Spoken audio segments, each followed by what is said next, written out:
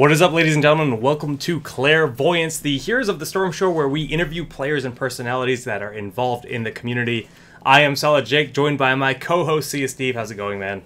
It's pretty good, man. I'm excited. PAX is coming up. It's gonna be a good time. So this, I don't know, man. I'm just hyped. I'm ready to go. Well, yeah, I think we're all hyped about PAX. We got another guy here named Dunktrain. We've had you before on some of our other shows, Town Hall. Tell us a little bit about yourself and who you are and the man behind the beard. Oh, wow. That's deep, man. No. So I'm Dunktrain. I just basically a hero streamer. I don't know. Am I anything other than that? I kind of just play video games, have a good time, have a beard. People seem to enjoy that. So that's my life. That's your life. Well, why don't you tell us a little bit about your past? So I was obviously longtime video game player. I'm sure all of us are. Played Dota, the original Dota, back when like clans were the hype thing to do. You had to like get vouched for to get in this clan so you could join their games through an IRC bot. Oh god, those were the days. I was doing that at the same time I was a hardcore World of Warcraft raider during Burning Crusade, and then kind of quit Dota when Heroes of New Earth came along. Played that seriously for a little while. Moved to League of Legends when my friends did. Played that seriously until Heroes, and fell in love with the genre all over again. It's a pretty good game to pick. It is a good game to pick, and I actually want to pick your brain as to like what was the appeal for Heroes of the Storm versus all the other MOBAs that exist. Well, first off, having played pretty much all the other MOBAs that exist, at least attempted to play them. I obviously didn't give all of them as much attention as I might have given League of Legends, but I definitely played like Smite, Dawn-Gate. I gave them a couple games, and since the original Dota, I haven't felt like anything actually innovated on the genre until Heroes. It was pretty much rehashing the same concepts in general. And then the first time I actually got my hands on Heroes, I was amazed. I was at a BlizzCon. One of the first people actually to get to play at that BlizzCon, because I saw this, was a MOBA by Blizzard, and I'm like, oh, I'm in on that. So we get in line, we're one of the first people to play, and we spent almost that entire BlizzCon getting back in line and going back in because the game was so fun. And I knew there was something special because the game is just fundamentally different and so much faster paced, more interesting in a lot of ways than the alternatives. So it's just like the first thing that really captured my attention since League, I guess. It's pretty funny. We were probably walking by each other the entire time because I was doing the same thing at BlizzCon last year, just getting in line again and again and again to play the game with Black Mage, and I actually saw a lot of other people there that I now know in the community, so that's awesome. Probably. We were the ones probably pulling, like we were 4 stacks where I was like looking for like, is anyone good at League? Anyone good at League? We need one more for our team so we can dumpster some noobs. That's what we were doing, like getting good people in at the front of the line when we were near there. Nice. You're a quality human being. Oh yeah, ruining BlizzCon. I'm a wonderful. Some of those people never wanted to play Heroes of the Storm again after playing against us, I'm sure. Killing the community before it existed. Great. Yeah. You thought Steve killed the game by taking out customs? No, that was me way before. Dunktrain is the hipster killer. Oh, it's back in the day. It's ruining everything. Yeah, basically. But the game survives, and it's in a pretty good pace right now. It's growing, and it's good. It's good enough that we actually have enough viewership to have streamers not anywhere near what we have for other big games like Dota and Hearthstone, but at least we can see that it is growing. So that's pretty cool. And you said you are one of said streamers. So how do you like that? And how do you like streaming Heroes on Twitch? It is, right?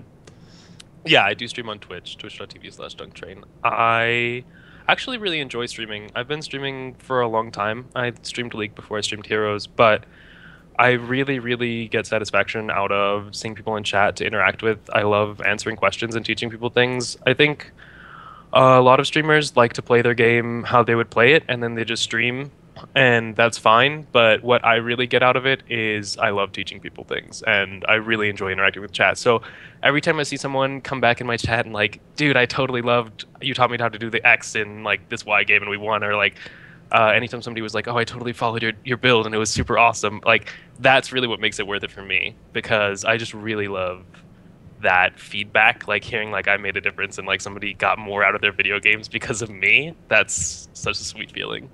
Yeah, man of the community. It's pretty cool. held to his fire. Yeah, yeah. No, I mean, you said you like to be hyper interactive with your stream. Do you have to play with your viewers? Oh yeah, pretty much. I play with viewers any day that I'm not scrimming, which used to be pretty much every day. Like I would just typically hop on, play with friends for maybe an hour or two.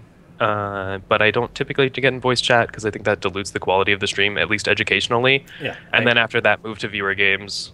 And I actually had a viewer who made like an IRC bot for me that like keeps track. It's called the Dunktrain joins channel. It's really sweet. So shout out to that guy because that bot is awesome.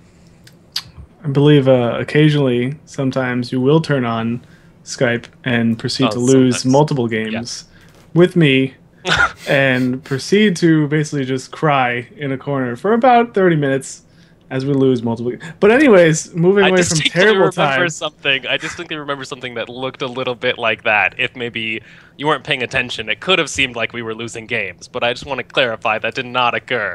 Right. Ever. Okay. All right. Fair enough. We'll just forget that entire 2 days of just losing every single game. Yeah. Anyways, so yeah, I mean, streaming on Twitch is really cool, and I'm a fan of doing the same type of thing where like teaching it's a really big part of the community, and I'm happy that people are already doing it. So not only is you can oh my goodness, not only can you stream on Twitch and teach people, but there's now been a bunch of guide sites like we have the Reddit, all this stuff popping up. Do you think that you'll be really involved in that? Are you going to write guides for anything? I actually already have a guide up on Heroes Fire. I was one of the first people to do so. I had a guide that we made in beta. I helped them test the guide development system. You can find it on Heroes Fire. Search through the guide section. I actually have a guide for Zeratul, one of my favorite heroes. And I actually love guides. I think the written guide format is maybe a little outdated now. I don't think most people who are coming to Heroes, if you're a novice player, a lot of the times you're going to want to grab a really fast, fun, like guide probably from a YouTube video rather than this really long, in-depth text guide that I've written out. I can totally see somebody going to this page and being like, whoa, Dunktrain, that's way too much info for me. And that's fine. I don't have a video stylized guide yet for this, but that's something else I'm looking into. I think a quick breakdown in a guide in a video format would be better for players, especially new to the genre, who aren't going to get as much out of this guide as they would out of just getting a quick build and then playing the game. Because I think guides and learning stuff from better players is really important if you want to get really good, but initially just play and have fun and do what you want to do and learn and like have fun that way, because that's going to be the most important thing for the genre in my opinion. All right. I can't disagree. I mean, like you said, this guide is like, it's a book. I don't think I could read through the whole thing personally, but some people love that kind of stuff, and it's great to have the resource. I love that kind of stuff. Yeah. Oh, I come from competitive WoW rating where like back in the day, God, it's so bad. Oh no, dude, I loved it. I used to it's good, but there's so much text. Simulators. It's just like forums and graphs. text. Oh my gosh. I loved it though. I got so into it, man. I was like, at school, I'd be reading. I did the same thing. I did that just because I'm at school. Like, why would I be doing school? Well, I mean, what's the point of school if you're not, rating in your mind? It makes no sense. You're thinking about that new gear you're gonna get, that new bow, my Rocktalar longbow of the ancients. Oh gosh, those are the days. But no, I mean, it's definitely an awesome resource to have, and I just want to give a shout out to Heroes Fire for their amazing work with this, because their guide system is like phenomenal. Like, they kept saying, hey, look, we're making it, it's coming out soon, and then I was like, weeks went by, didn't see it, and it finally came out. I'm like, this was worth the wait. Yeah. It's definitely polished. I think there are actually a lot of sites doing guides at the moment, and I think Heroes Fire actually stands out because it's so polished. Yes. Yeah. As a system to deliver your guide on. Yep. So a big shout out to Jester and Moen. I probably butchered that, but no, is Moen? It is, right? Yeah. Yeah, I think so. They did a ton of work getting people in and kind of helping us go through it. So big shout out to them. So that's cool. So you said that Zeratul is one of your favorites. Who are the other people in the cast? Wow, off the top of my head, some of my favorite heroes to play. Are definitely Zeratul, Stitches, Diablo, Witch Doctor. That's probably about it. Like as far as my like top favorite to play. Okay. That's a pretty diverse crew. Yeah, I play pretty much everything. I think if you played a MOBA long enough, like most people who played it a long time will play any hero and find ones they love in any role. Fair enough. I mean, that makes perfect sense. Yeah. I'm gonna snap this right here and segue. So you just said that as long as you played a MOBA long enough, you can kind of just pick up any hero, right? Like that's just what it is. Yeah. So talent gating is in this game. Oh, And we're just gonna jump to that topic real quick. wow. Okay. So thoughts on talent gating and how it works in the game? How it used to be level 8 on your total account, all the talents were unlocked, and now it's per hero. Do you think that's needed? Not needed? I preferred the account-wide talent gating. Okay. The system they transitioned it to that is currently in place, but before they dramatically reduced the XP requirements, was really, really bad, in my opinion. Yeah. No, for my experience as a player. For a brand new player, the system probably wouldn't be that bad of an experience. But for me, that was a really bad experience. Now, they've reduced the experience requirements dramatically on the talent gating now, and it's at a point where it's tolerable for me. Like, I understand there's going to be an account wipe, and at that point, it's going to become frustrating. But I think given the title in launch, if the talent gating stays the same, it is at a tolerable level, because once you kind of get it done, you play like 3 or 4 games on any hero, and then you're done with the talent gating as it is now, then it won't be such a big deal to do upkeep. But the way it was before was where like it was 15, 20 games to ungate a hero was really, really painful. Oh, it was. Yeah, I don't think anyone would disagree because it was just atrocious. Like as to how much work it was. It's like, all right, I guess I'm never going to play Nazebo because it's not worth it. Just not gonna do it. But yeah, 3 games is like, it's like fine, okay, I'll do it. I could tolerate it, yeah. Yeah, but like, the thing is, should you have to tolerate it? Like, really? Well, I don't even know if it improves the new player experience. Is the problem? Right. Exactly. Like, if you put something in that experienced players don't like, it should at least benefit the new player experience. And I don't know if it does. I would much rather see a system that's like, if you're familiar with Dota 2, there's a guide system built into the game where you can just open up a guide in the corner, and it's like a pro player or a community figure or whatever has made this guide. It'll tell you what items to buy, what skill order to level up, how you should play your hero, and it's all in the client. And it's fantastic. And I think really good. A system like that is magnitudes better for the new player experience. Because if you can play your first game on a hero, and instead of being gated, restricted to choices, not knowing why or like what's good and how your hero has synergies, if instead you can just like click something and be like, go to this build, like I want to click this build button and then find somebody I like and go, okay, I'll follow his build, and it's going to like pick my talents and explain them and tell me how to use my abilities and how they interact, like that is such a better new player like introduction than the gating system ever could be. I mean, imagine StarCraft 2, and it's like, all right, I'm gonna do a bunker rush, but I haven't unlocked bunkers yet on my account. Like, just like imagine that being a thing. That would be awful. Like, it's just like, oh, I have to play 5 games where I'll just do Marin Marauder until I unlock bunkers. Like, it takes away the fun factor. Like you said, it restricts people from being able to do stuff. So, my opinion, just really quick, I think that the reduced XP is just their temporary fix. I think it's a lot easier for them to just do that because they're going to have to spread out those 3 levels of talents. Level 1, obviously, you don't get anything. Level 2, 3, 4. I mean, there's a few talents where or a few levels where you get like a gold portrait and a mountain and stuff. It's like they can just spread that out. Maybe give you 250 gold at one point. Give like a little more gold in there and stuff. But we can hope because it's just like you said. There's no fun factor, and if anything, it stresses people out. Yeah, I agree. Yeah. So, staying on that topic with the Dota, I guess, new player system, I'm of the opinion that everything should be community based in games like this. Like when you have something that is so involved with everything. Like MOBAs are huge community systems because a lot of the time nobody has any idea what's going on.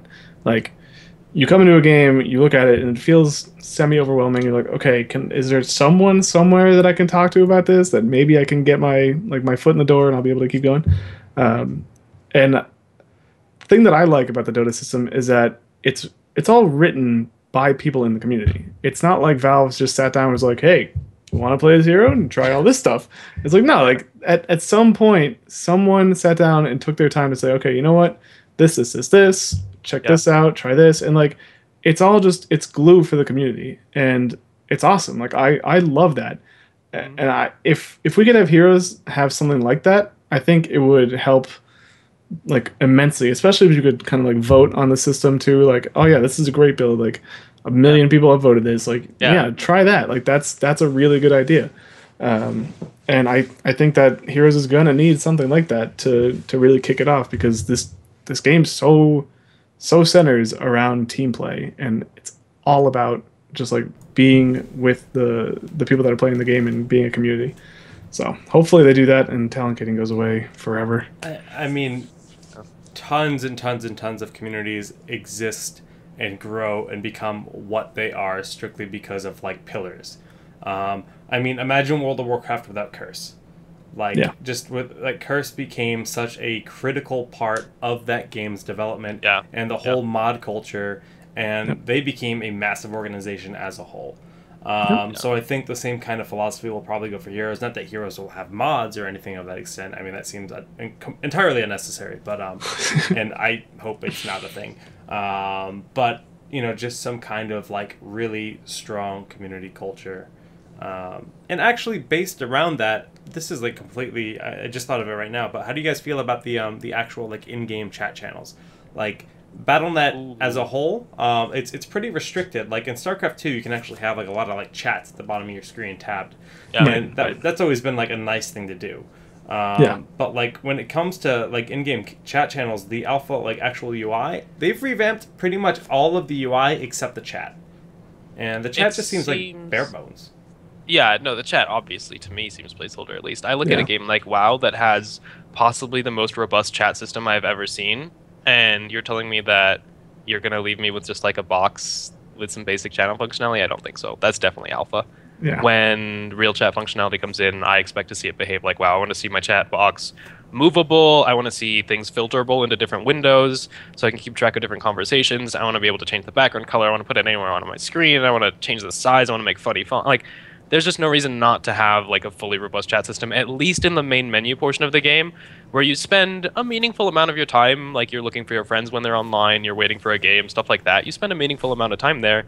There's no reason not to have a really robust chat system. Yeah, I think I really want to see it go in like the Warcraft 3 kind of movement. Like I want clan channels. I want stuff where people can. Hi, Cat. I want people or places where people can just be like, yo, this, like, I want moderated channels. So like, okay, this is my channel. Like, I can run tournaments from here. I can kick people out if I have to. Like, all that stuff. Just neat things. Like, I want to see trivia bots again. Like, that was so cool. God. Like, and the tournaments, the automated tournament system from Warcraft 3, please. There's so many things that I so like. Awesome. Warcraft 3 that did was right. So awesome. That I want them to bring back. Basically, Warcraft 3 did everything right except the specific custom game list, because that thing was awful. Well, that was just everything else. StarCraft. That was literally just ported from StarCraft. Yeah. But yeah, if they were able to have like the arcade, even though the arcade isn't good on StarCraft 2, but like back then, if they had the arcade for Warcraft 3, sweet lord, I would have exploded. Now, and help me reminisce, because it's been a long time. This is obviously the ladder. We got the ladder right here. Yeah. Ranked play. What is it? Trophies, tournaments. What is this? I think that's off of whatever you've done for the in-game tournament system. This is search, maps, friends, and just play. And then you can join a game, or you can join a chat channel. Yeah. And like if you join the channel, that's your own name. You automatically become mod because you're probably the only one in there. And then you can park a bot in there to leave it, and then that's it. Like it's your channel now for as long as you want it. Yeah. Look at this. Just like in-game cool news. Stuff. In-game news. BlizzCon 2009. Like this is awesome. It's like, old. It's awesome. Like we were talking in our last episode about StarCraft 2 and how they update the backgrounds for the various esports tournaments that are going on in the community. But I think to have like more like they have this in Battle.net, and you could argue that Battle.net serves the functionality of providing this kind of news outside the client in the actual launcher. But at the same time, to have the resource in the actual game and like an archive of information and like this is the happening news, like God, imagine Town Hall's VOD like built into the game. Like you can just go watch Town Hall. God, that'd be so good. That'd be so good. Or Clairvoyance. That's pretty good shit too. Maybe even better. I've heard about it. I'm gonna let my cat out. Hold on, I'll be right back. Rip cat. Well, Rip cat. It's about time. It's only been 4 episodes. 4 episodes? Since the cat had to get lit out of the. I see what he's saying. I was gonna say we're not doing 4 episodes right now. So all right, well, yeah. So in terms of chat channels, you just think you'd like it like WoW, not broken down. You'd think it's just a simple chat that's super customizable like World of Warcraft. You can break out WoW chat as well. You can do a lot of things with WoW chat. I guess you can. You can do a lot of split things it out. With WoW chat. Yeah. There's a lot of chat add-ons as make well. Funny that make colors. it really crazy. Oh yeah, I might have had add-ons, so I might be somewhat corrupting my remembrance of what WoW chat is like. Like I might have had 57 or so thousand add-ons that made it do different things. So. I have an add-on to manage my add-ons that manages my add-on manager. Oh yeah, for sure. Yeah. And you have like toolbars of different add-ons. Yeah. And if you want to change a setting, like you have to make sure you can't uninstall an add-on or you might ruin your whole directory. Yeah, it's good. It's good stuff. Good times. That was the best. Good times. Oh man. All right, so that was a thing. So chat is hopefully they make it more robust. Talent gating, obviously we talked about. Hopefully they do something with it because right now it's kind of meh. It's in an okay-ish spot, but it could be better. Yeah.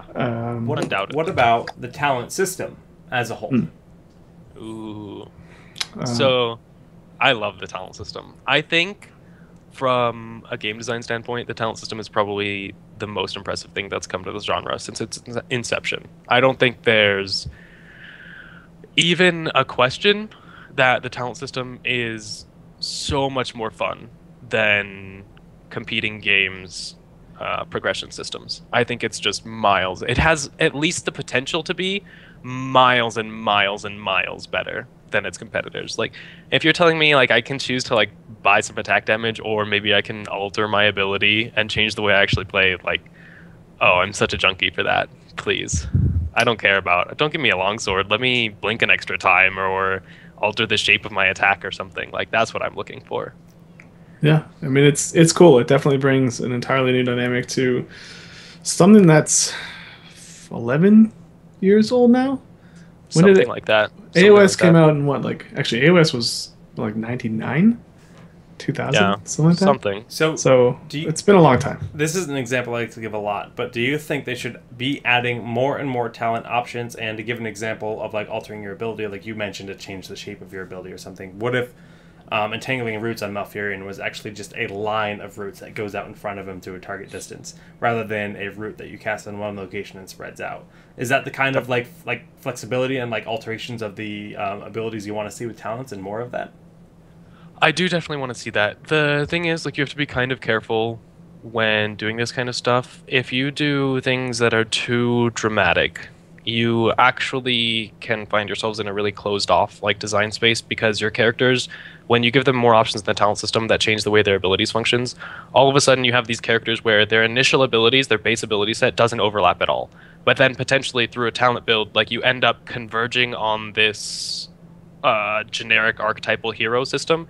So you have to be kind of careful to avoid doing too many things like that. But I would much rather see the game, at least for a time, go in the direction of like too many crazy things on the talents rather than like protective shield and venom rewind sprint. Like, right. I absolutely hate with a passion the generic talents in the game right now. I think they are really poor design, and I hope they're all placeholder and get pulled out. Because I cannot stand that on every support I have to pick Protective Shield, on every assassin that has it I have to pick Envenom, on at least 2/3 of the casters I have to pick Rewind, or like Shrink Ray or Sprint, because fundamentally like adding extra ability is so overtuned compared to the talent choices on those tiers that it's like a horrendous balance oversight that those things even exist, because they crowd out fundamentally interesting talent choices from ever being picked. Right. It's not interesting to see Protective Shield for the 57th time. It would be really interesting to see a Malfurion go, maybe there's a talent that changes your regrowth to, like, what if it's half the total healing, but it's instant, and the cooldown's longer or something. Like, all of a sudden you can do interesting things if you don't have to take Protective Shield, Cleanse, Rewind. Oh, God, I hate them so much. You can just play Man-Mouth and, go full tree and build. Steve, get your it's gonna happen, all right? Get it out of here. I don't want to hear about it. Man-Mouth is so fun. I love it. It's so fun. I like Moonfire. I like Boomfire, Boom Chicken Mouth, because I don't know if any of you remember the WoW Machinima, but there was one where it was just like a laser chicken that would just like Moonfire, Moonfire, Moon. Like I'm not gonna do it, but Moonfire's fan, man. That's so much fun to watch that video and playing Malfurion with like battle momentum, full Moonfire, the cooldown reduction one. Like, oh my god, it's so much fun to just spam Moonfires. Yeah, it's good. It's good. So you said that you don't like talent overlap. So how do you feel about things like Zagara's Maw and Zeratil's Void Prison? They're not obviously direct clones of each other, but they do have similar-esque interactions. Is that okay? Is that enough of a difference, or is it still a little bit too close for you? No, I definitely think those are different enough fundamentally. You can't really look at abilities in isolation. It's just a fact of the genre that you can't look at abilities in isolation. It's just the way it is. Yeah. The game doesn't work like that. You don't play your character one ability in isolation at a time. You can't even look at a hero in isolation. You don't play one hero versus one hero. At least that's not like the way the game is played. You might play that for fun or whatever, but that's not like how the game is balanced, how the game is designed, that kind of thing. So you can draw a comparison between Void Prison and Maw, and they're relatively similar in functionality, but I think the differences are distinct enough, and the way they interact with the characters themselves, because of the different kits that they're on, is very distinct, so I don't have a problem with that at all. Okay. That makes sense. Trying to find something that you might have an issue with, but the character pool is so low right now that it's really tough to. In terms of like overlapping and stuff, or yeah, like just like very like at the point where skills start to feel like generic because because like they are. I mean, I guess you could say for like most heals, it's just a heal, but like. I mean, that's where the talent system comes in as well. You have to give them credit, though. I mean, they have heroes like Brightwing that are just pulsing heals. They have Malfurion heal over time. I mean, Lily is like, I guess, different. She throws cups and stuff at you. She's just really if you consider Lily. I mean, Tassadar works on shields. I mean, they've been doing a really good job keeping the game diverse at this point in time. Yeah. I think, again, Maw and Void Prism was probably the closest you're going to get, honestly. But as the game gets older and there's 50, 60, 70, 100 heroes in the game, I bet you that's the challenge. That's when we're going to see a lot of like either Blizzard's going to get hyper innovative and have more weird Abathur like heroes, or you're going to have like Uther 2.0 that has direct heals and like a charge stun or something. I don't know, but and is vehemently broken. I mean, as like the game's roster expands, you're obviously going to have more overlap. And for now, I don't think there's an amount of overlap that it has become a problem. The closest I would say, like on the healer front, is probably Lily and Malfurion, in that they're both very much like sustained healers, with low burst healing but very high consistent healing over time. That would be the closest I would argue. They even have very similar alts between Tranquility and Jug of a Million whatever things. I know. It's just I have a problem like fundamentally with Lily's design. So yeah, I think a lot of people do. Yeah. That's another discussion though. That's probably the closest pair like overall heroes I can think of, and even then, I mean they're still different. They feel different. Playing against them feels different. You use the same strategy, possibly isolate them away from their team so they can't heal, or burst them down. Either of those works on both, but they still feel like you play with or against them differently. So I think that's fine so far. You're really going to see problems once you get to like 100 heroes if they don't do it really nicely though, and that's the concern. All right. So let's talk about warriors real quick, and how a lot of them tend to do relatively the same job, to the point where some are just pretty much not picked. Obviously, the first one that comes to mind is Meriden, but ETC has also seen a pretty sizable decline in his pick pickup.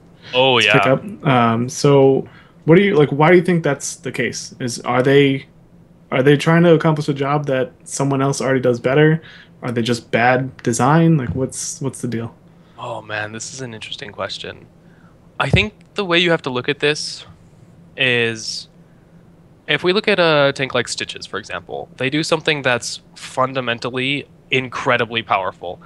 The hook ability and dislocating, isolating a target, that is fundamentally an extremely powerful effect. And then on the other end of warriors, that's going to accomplish the same thing, initiation. On the other spectrum of that is someone like Arthas, who doesn't do anything that's inherently interesting necessarily as far as the way it changes the game, but he's just like raw stats. Like, let's just throw raw stats as this is the Arthas approach, versus the Stitches like, let's do something interesting approach.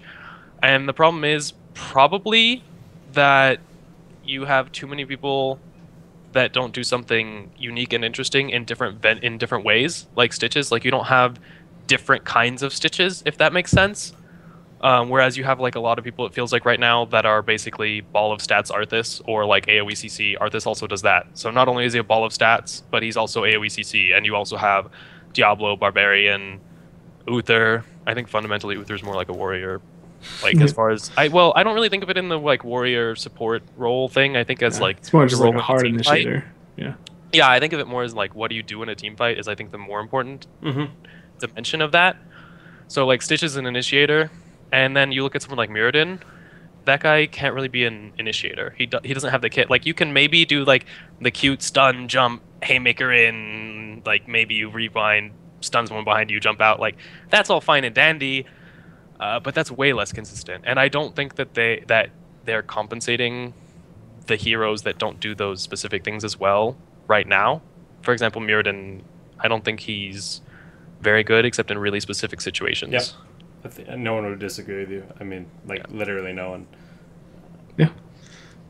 So earlier in the week, we talked to Fabio and Ace, and we kind of touched on Diablo and his play in America versus the European area, or I guess all of the Americas, and lack of play in Europe, rather. Right, and just like they just don't see him in competitive play in Europe. So what do you think? I mean, it's hard to ask this question because I don't know if there's actually a real answer to it. But what do you think the difference is there? Like, is it a more aggressive style in America, or like why is Diablo so hotly contested here versus across the sea? That is like a really interesting question, actually, because the way metagames work, especially when you get isolated structures evolving, like, if you have two regions they're each evolving to themselves, they're like reacting based on what other teams in that region are doing, right? And then they go on entirely different paths. It's the same patch. The same things are like at the same values numerically. I mean, quantitatively, it's the same game, but they're fundamentally different in the way that they play. And I don't have any experience in the European region, so I can't commentate on their meta or perhaps how they play differently or whatnot. But I could see a system evolving where Diablo is not as good, especially, for example, if your players are less likely to clump up, for example, to make Apocalypse really good. Perhaps less likely to pick heroes weak to Apocalypse, like compositions with multi-man melee stacks or low mobility squishy heroes are extremely vulnerable to Diablo, and you might just not be seeing those at all in Europe, and therefore like the pick rate of Diablo goes dramatically down as well.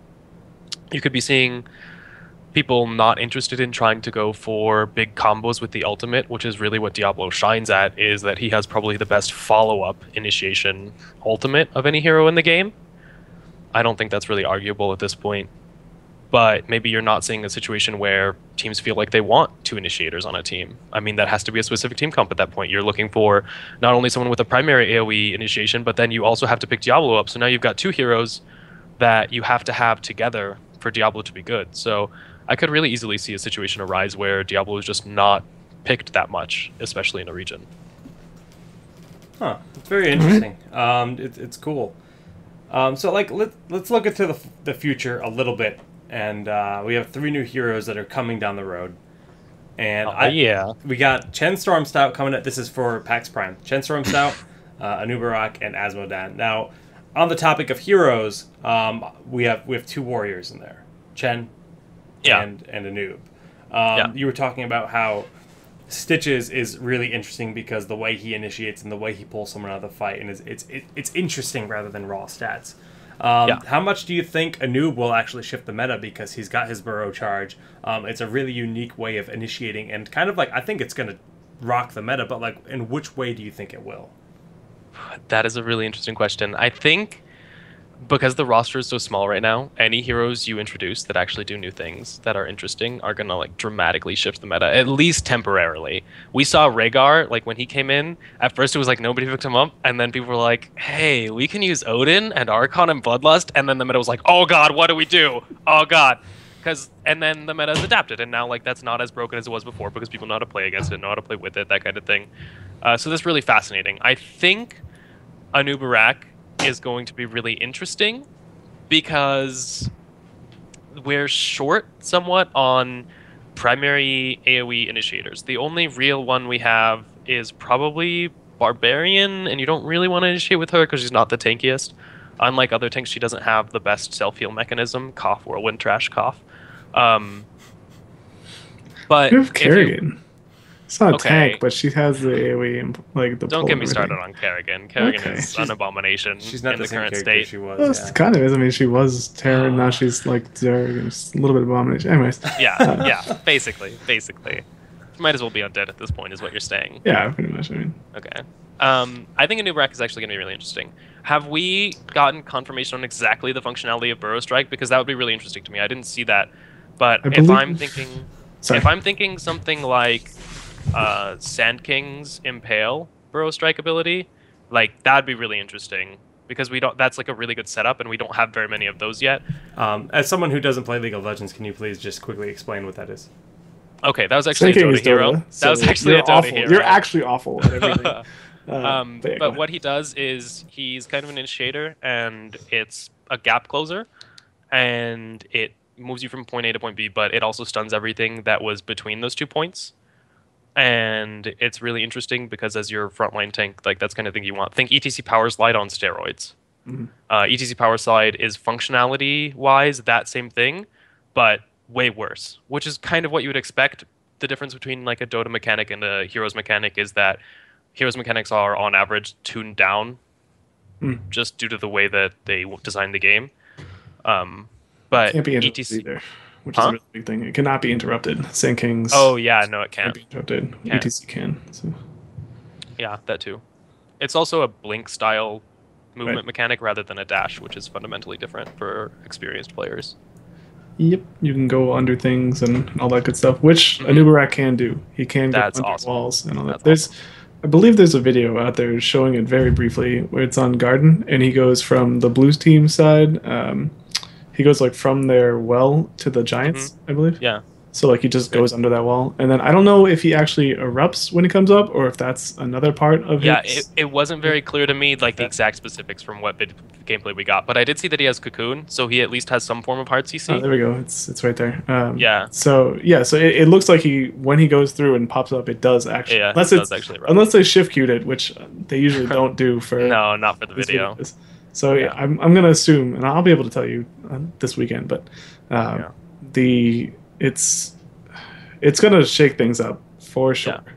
And I'm really hyped to see him because it's gonna be awesome. I'm always hyped for new heroes. I love new heroes. I want to be like the guy in the front lines playing with the new hero, like seeing what's good about him, seeing what's bad about him. I love it. I'm so jealous that you're going to PAX because You could just come. It's not like you have any work obligations or anything. I mean, you're good. Rip. Yeah. Rip. I wish I had a ticket out there. I definitely would go. But yeah, it's gonna be really exciting to see. I mean, I think Anoob's really gonna mix up the meta. Asmodan looks like a specialist. Yeah, I think they said he's a specialist. Asmodan is questionable to me. Like I was excited theoretically hearing Asmodan would be in the game, but having seen his kit, I'm not sold yet. I'm gonna see how it plays before making a verdict, but I'm not sold looking at it. It looks like he's kind of a mix between Witch Doctor and Zagara right now for me. Maybe. I would agree with that, based on what we've seen. But I mean, time will tell. I mean, does he have a get out? Does he have any kind of mobility? I doubt it. No, his puddle ult slows, I believe. Oh yeah, no, that's definitely what I'm looking for from a hero. That's cool. Mm-hmm. Yeah, I mean the puddle is crazy. Like if you put that with an AOE comp, I'm afraid. I'm honestly afraid. And my comp that I've been trying to get teams to run for like ever might actually happen, and I'll be happy to see it fail miserably. So, it'll be good. It'll be good. And speaking on Chen, just really quick, I think the overall kit he has it's different, which is good, and I really like the idea of his his barrel. I think Matt and I were talking a while ago about pairing that with Force Field, and that would bring Force Field into the meta, which is something we don't ever see. I mean, it's all about Archon right now, but if you could really just bully people with the rollout, whatever the barrel is called, and then Force Field, people out, people in, whatever the situation is, and just get 2 or 3 kills out of it. I mean, that sounds like a really, really fun, cool, interesting thing to add into the game. Because I doubt you can... I'm pretty sure he's going to be immovable, like invulnerable to any kind of stun when he's in his barrel. Like, if you can stun him out of it, it's honestly the most worthless ult in the game. But yeah, we'll see. I mean, he also has a... I think Shen will be fun, like really, really fun. I'm just not too sure how viable he'll be in the competitive sense. Because, like, his combat trait's really cool. Like the brew, you use brew to use your abilities, so that's neat.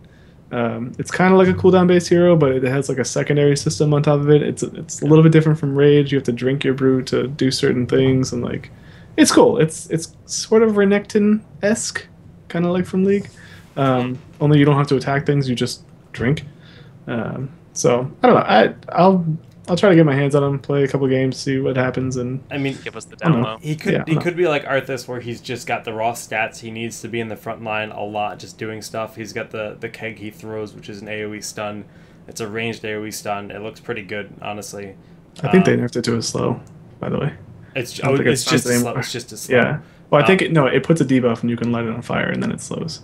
Okay. It's some weird thing. But there's a lot of room for talents within there. Yes. I mean, we don't know a ton about it, so there's a lot of room for talents when it comes to the hero. So you can't discredit him yet. I mean, I would say that his second heroic, where he splits into 3 dudes, is unless they have like stuns on them or something. I don't really know why you'd get that because. Well, okay, so here's it's Primal Split, bro. Right, it's Primal. How can you not get it? So in Dota, long time ago. This is like, I don't know, 2006, 2007? A lifetime ago, okay. Yeah, good. pretty much like a full dog year. So when you played Brewmaster, if you got really low, you could split, and like a gank happens on you, right? Like you drop down to 10 health, you hit that split, you have 3 parts of you that are all full health now, and you just send them elsewhere, and as long as none of them die, you don't die.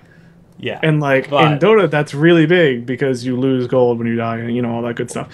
And it also splits up the focus of an engage, which is a really big issue when you're in a team fight, especially with how many summons and stuff there are in this game. Like A moving doesn't exist. you A move and like you're hitting the wrong thing, and you're just you've lost the team fight. At this point in the game, you cannot control your Ultralisk. You cannot control any summons that come from Zagaria. You cannot control anything. Right. So I'd be completely shocked if you could control all 3 forms. If you can, that's amazing. I think it'll probably be controllable, but it'll all be single click. So like, if you go to run, like you go to click somewhere to run, they all run to that single point. Stuff like that. Right. I don't know how I feel about that. Yeah, I don't. It's definitely a big question mark depending on the control scheme as to whether it's good / fun / viable. I think, like fundamentally, it's in theory a powerful skill depending on the tuning and obviously what they do, but it's going to depend on the way you control it as to whether or not it's ever going to get picked seriously. Right. Yeah. We'll see. We'll see how it goes. But I'm excited for him. Which one are you most excited for, Dunk? Probably Anubarak, because finally I think he looks the coolest, honestly, from the kit perspective. Thematically, I was most interested in Asmodan at first, like I had said, but from looking at what we've seen of the kits, I think Anubarak looks awesome. I think it looks like it'll be a really, really fun kit to play, and I'm excited for that.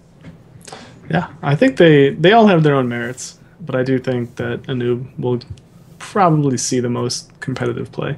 So these little cards they gave out at BlizzCon? Remember these? Yeah. Of all the heroes on this card, we have every single hero in the game except Chen, Anub, who we're getting those 2, and Sylvanas. So Blizz, get on it. Give me Sylvanas. Yeah.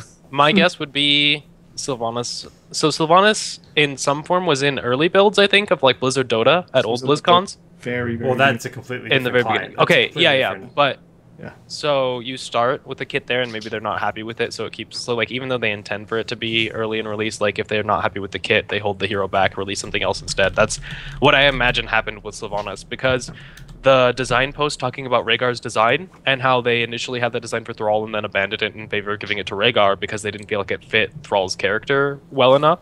I could really easily see a design being made for Sylvanas that's like good enough for what she is, but not like Sylvanas worthy, right? That's one of the problems too. Blizzard is carrying in all this back weight of lore and all of this history on these heroes, and if you don't nail it on like a really popular hero, people are going to be upset. Damn. Yeah. Well, they fixed that. They fixed that for sure. They changed Illidan a lot. This is what the Dark Ranger Sylvanas looked like. She's the original Dark Ranger. So she had Silence, Black Arrow, Life Drain, and then Charm. Those were her abilities in the original Warcraft 3 build of Dark Ranger. So, interesting. So Black Arrow, that actually, it's basically makes you like a necromancer.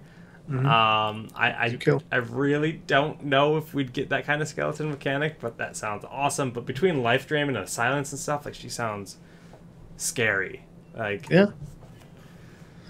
I think I mean we might be able to see some kind of Mordekaiser-esque thing. I think in Dunk this game. is muted. Dunk is muted. I am sorry. Oh, yeah. Okay. Oh, Dunk. I saw him moving his mouth. Come on, Dunk. Yeah. Sorry.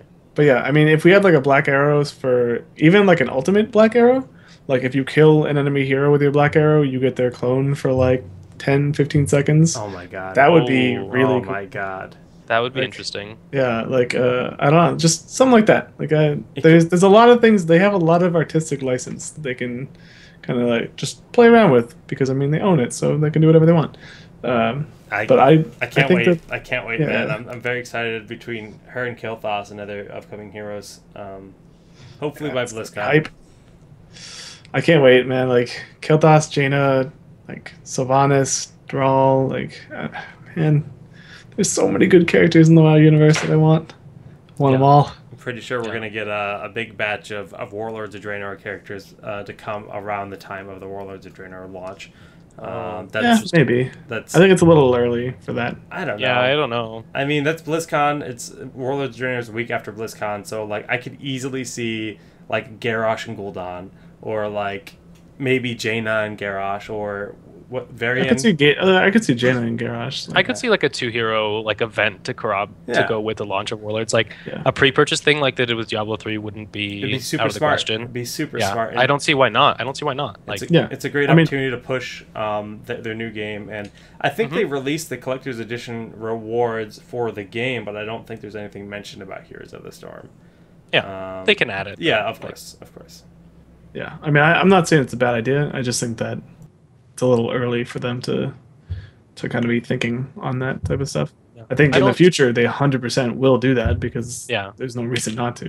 Yeah, I don't think that they have like a bunch of heroes made and ready to go that they're just like being slow about releasing either. If I had to guess, like I don't imagine that that's the situation. I don't think they're sitting on like 15 completed hero designs that they're happy with that they could There's no way that's the case. I think they're probably sitting on like 3 or 4 that they're just like, you know what, we're gonna park these for now. We'll probably revisit them before we go into beta, but for right now they're good, and we're just gonna use these as like beta launch titles, and we'll look at other stuff right now. It seems likely. Yeah, I mean, I'm reading the information right now. It's just you get a banner in Diablo, you get a card bank in Hearthstone, you get portraits in StarCraft, and you get a mount in World of Warcraft, but there is no current skin or anything that you get for Heroes of the Storm. So, little unfortunate to see that, but there's still time. So who knows? It's okay. Yeah. I get so wrapped up in thinking about different crossovers and all that good stuff that I lose my train of thought. Yeah, me too. Well, I mean, I think this has actually been a pretty good interview. I think we're kind of at the tail end of it. Try to keep these under an hour typically. I mean, Matt, you're going to PAX in just a couple days, so why don't you... It's going to be so good. So if you guys haven't seen the thread that's going to be on Reddit, or is on Reddit, check it out. I'm gonna be doing. Last time I did a thread, and basically I asked the community this is for PAX East. I asked the community for their inputs, what they wanted to know, what little things maybe I could do if I could talk to devs or anything, and I'll try to do that. I'll try to get whatever information I can, and I'll always be updating it. I'll be there the whole 4 days, and probably at the Blizzard booth for all 4 of those days. So if you're at PAX, come say hi. If you have any questions, you can always tweet me. You can do whatever right on the thread. I'll check it nightly at least. So that's it. Thanks. Well, I'm super stoked, and I'm incredibly jealous that you get to play the new heroes. Yeah, for real. Please report I'll do back. it for you guys. We're gonna do like yeah, sure. For us, right? You'll bear the burden. You'll bear the burden of playing the new heroes for us. I'll go in and I'll be playing against 9 other random people. Sit down and I'll be like, "Hi, I'm Dunktrain," and then I'll just BM. I'll just BM hard. Great. It'll be great, and they'll be like, "Oh wow, Dunktrain's really a jerk. I'm never watching his stream. Oh, never watching his stream." I won't do that. Blizzard banned this man. He was mean to me at PAX. I'm gonna announce right now that if we can get somebody else that we know and is like of our approval that went to PAX East, we're gonna do. I would like to do a post-PAX interview. Maybe I'll just do a one-man show, me and you, where I interview you about what PAX East was like, Matt. So I think it'd be really cool to do something like that right after PAX as soon as we get back. So we'll plan for that. But until then, I think that kind of wraps up the show. So Dunktrain, why don't you again plug your social, plug where people can find you, and show off your dunk whistle. We haven't seen it the whole show. What is this? Are you sure? Yeah, you can do it. That's okay. We give you here? permission. Yeah, we give you permission. All right. So I'm the Dunktrain. You can catch me on Twitter at Dunktrain to see when I go live or post a video to YouTube, or ask me questions, say hi, that kind of shenanigans. I have a Facebook fan page. I think. I'm not sure. It might be a thing. I don't know. Probably at Dunktrain, however Facebook does their URLs. And then mostly you're going to find me on twitch.tv/Dunktrain. That's where I live, eat, breathe, sleep. Not really. I don't stream that stuff because that would be boring. Mostly I stream Heroes of the Storm. But this is what has gotten me both positive and negative attention. And I think it's just, I love it because it's funny, and I think it goes with my name. So I love it. It'll do. I love it. That'll do, Chunk. That'll do, Dunk. That'll do. Awesome. Thanks for having me, guys. Yeah, a pleasure, man. And Matt, any final thoughts before you run away to the wonderful land of Seattle? Yeah, I'm leaving in like 10 hours. So if you have questions, like I said, tweet them at me or put them on the thread at CSteve. I'm pretty much always there. The thread is on our Heroes of the Storm. Again, always there. I'm a mod there, and it's like my life pretty much. That's a very sad life. I know, it's so good. So yeah, I mean, I'll be around, and I will try to give you as much feedback on the heroes as I can. So again, if you're there, come find me, tweet me, I'll come find you. We'll have a good time. Seattle's awesome, and I'll be eating a lot of pho. So, delicious. Well, all weekend long, I am going to be harassing Matt via text and Skype messages, getting all the information that I can out of him. You can find myself at Twitter, Twitch, and YouTube, SolidJakeGG for all 3 of those. This VOD is obviously on YouTube.com, and you can see a lot of my other shows there. I do a few cool shows. I do a show called Town Hall, which is like a roundtable discussion about everything that's happening in the community. It's a weekly show that we do Tuesday nights on Twitch TV. And I have another show I do with my good friend Omega Black Mage called Duo Q, where the 2 of us actually just sit down, we play a game together, we pick a pair, like if you only have one friend in Heroes kind of deal, like, you know, I don't like anyone else, I just like him, so we just play together, and we just run a double composition where we try to show off like some cool tricks, some cool combos you can do. Our most recent video is we actually did Sonya and Malfurion, and there's this 3v2 engagement we take where we absolutely decimate the other 3 and just kind of show off the power of the leap into the root, and then just the sheer burst that Sonya has and the sustain you get from Malfurion. So it's a pretty cool show where we just it's like live gameplay with commentary. It's weird, but it's fun. So do me a favor and check those shows out. And until next time, we'll have a lot more Clairvoyance coming up in the future. Like we got a lot of interviews lined up. Once again, thank you, Dunktrain, for coming on. It's been a pleasure. And Matt, have fun at PAX. Till next time, guys. Take care.